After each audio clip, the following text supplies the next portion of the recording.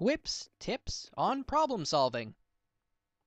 I've been a staff member for a while, so here's some tips from me that can help you solve whatever problems you might find on servers, like I do. Tip 1. Have a clear head. Most times, when you have to help people, they're in a state of panic for some reason. So it's really important as a staff member to keep calm. If people are freaking out, try explaining things and asking to-the-point questions, and they'll soon realize that you're there to help them. Of course, if there's absolute chaos, a good starting point might be to remove the people causing the problem, such as immediately banning what might appear to be a griefing team. When everyone is panicked, the solution might be to ban first and ask questions later, as long as you can find out what the answer is.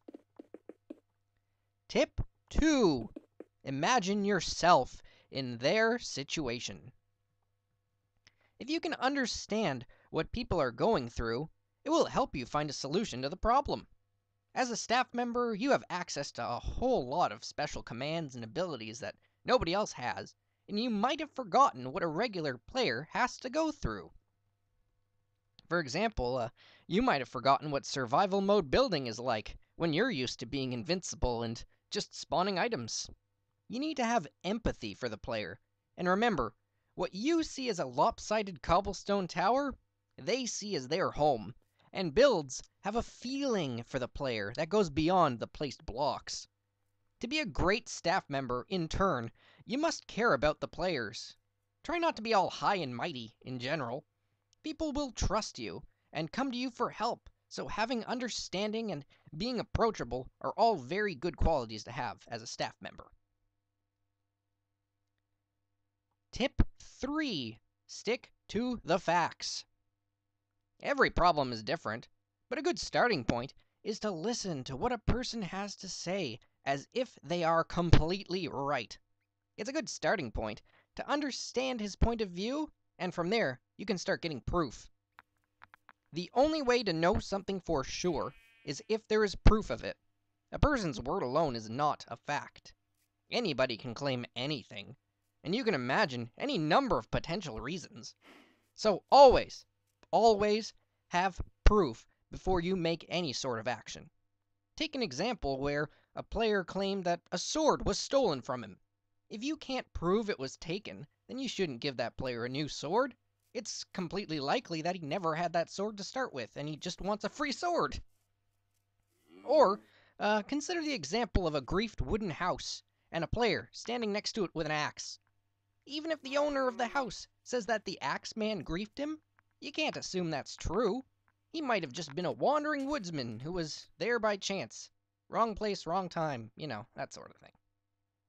Just remember, you are a staff member with special powers, and it's important that when you choose to use them, you use them in a fair way. It'll really make everyone's job easier, because when you know that people are being banned for good reasons, then whoever has to go through the ban appeals, well, it's a much easier job on them, isn't it? Tip 4. Reason is your friend. If something seems fishy, remember to use good judgment. People try to take advantage of staff members all the time for any sort of reason. To get items, to get power, or just to mess with your head. So keep that in mind. Everybody knows, don't trust anybody claiming to be from Planet Minecraft by now. But let's say, for example, a player says that another player has stolen his house. It's likely that he's created an elaborate scam where he sells a house to somebody. They move in, and then the scammer uses the staff to get the buyer in trouble and then keep all the money. But at the same time, it's also possible that he's true and somebody did just steal his house. So how do you figure out what really happened and what you should do? Well, if there's a lot of people involved, try to hear everyone's side of the story and get a feel for how people are behaving. If somebody is, for example, avoiding your questions, that could be a red flag that there's something else going on. Don't be afraid to ask other staff members for help, too.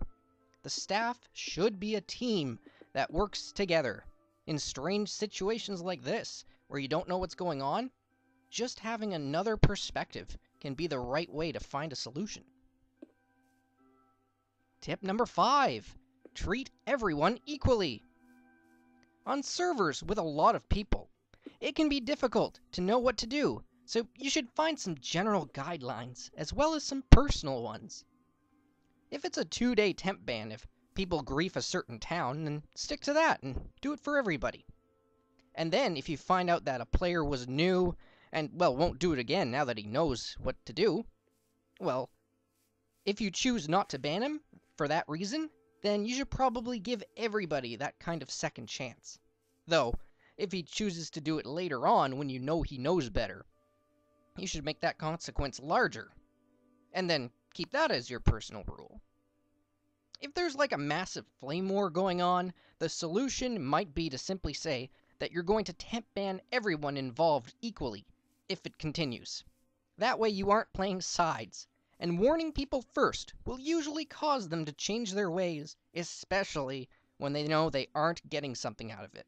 When players are angry at each other, sometimes they just want to get somebody else in trouble, so if they know that they are getting banned too, that can itself be a solution, just to warn them of what you're going to do next. Although, if somebody does keep harassing them, they might just be angry, and so, a good general rule might be to give that person a timeout. That way, people can't really claim that you're playing favorites, and you're able to take care of the problem effectively. Tip number 6. Take breaks. With all of the problems that can happen, and who knows how many that is, and all the requests that people have, and all of the trying to get inside people's heads and feel for them, it can be stressful to be a staff member. Remember, staff are a team, and you do not have to do everything by yourself. You need to take some time to build things, play a different game. Take time for you, because people will demand things all the time. It's really hard to have your own space when you're in charge, but don't forget, this is a game, and players are impatient. Is it really so bad if a griefed house doesn't get fixed until the next day or so? Why do people think that prefix changes are important to finish quickly anyway? To them, they don't really like to see outside of their own world. They think they're the center of the universe, you could say. You're there to care about them, but, you're there to help. Don't let the players boss you around. It's really easy to fall into that kind of slump, where then you're just getting pushed around until you, melt down, for lack of a better word. There is no shame in logging out and getting away for a while if it gets too much. In fact, you should plan that, because taking a break may be the best way to keep a clear head. Remember, tip 1? See what I did there? It's important. Anyway, guys, there are any number of problems a staff member can run into, even in a single day, and I hope these tips help you to be the one player that other players can feel safer to have around. Keep calm, use good judgment, stick to the facts, treat people with fairness and equality, trust people but don't get taken advantage of. These are some of the things that I believe make me the kind of staff member I am, and I hope they can help you too.